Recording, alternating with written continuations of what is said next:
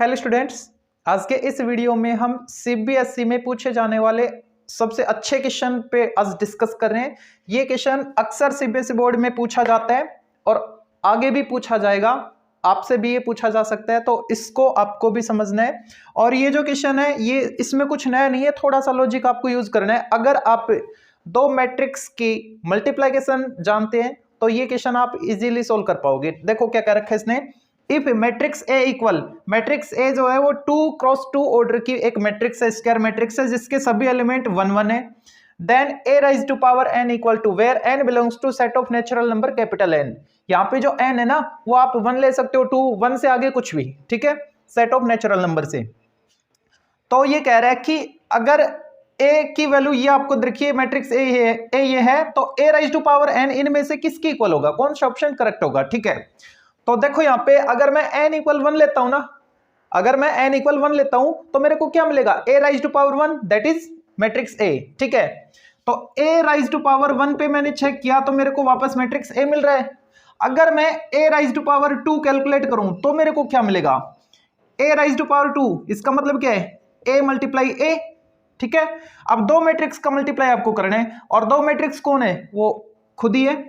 जैसे कि ए मैट्रिक्स है 1 1 1 1 और दूसरी वाली वो भी 1 1 1 1। ठीक है, तो यहां पे जब हम मल्टीप्लाई करेंगे तो क्या आएगा, 1 1 जा 1 प्लस 1 1 जा 1 2। ऐसे यहां पे भी 2 2 2, यहां से मैं 2 कॉमन ले सकता हूं। जैसे ही मैं 2 कॉमन लूंगा तो मेरे को क्या मिलेगा, 1 1 1 1। और ये क्या है, ये तो मैट्रिक्स ए है, इसका मतलब 2 इंटू ए आ गया, किसकी वैल्यू, ए स्क्वायर की वैल्यू। तो ए स्क्वायर को लिखा मैंने 2 इंटू ए। ठीक है, अगर मैं ए क्यूब करूं तो क्या आएगा, ए क्यूब का मीनिंग क्या है, ए क्यूब का मीनिंग है ए स्क्वायर इंटू ए या फिर ए इंटू ए स्क्वायर। ठीक है, तो ए स्क्वायर देखो क्या है, ए स्क्वायर की वैल्यू 2a, तो 2a इंटू ए। ठीक है, तो ये 2 तो स्केलर क्वांटिटी कांस्टेंट है, पड़ा रहेगा। और a इंटू ए क्या है, ए स्क्वायर, और ए स्क्वायर की वैल्यू क्या है 2a, तो इंटू 2a।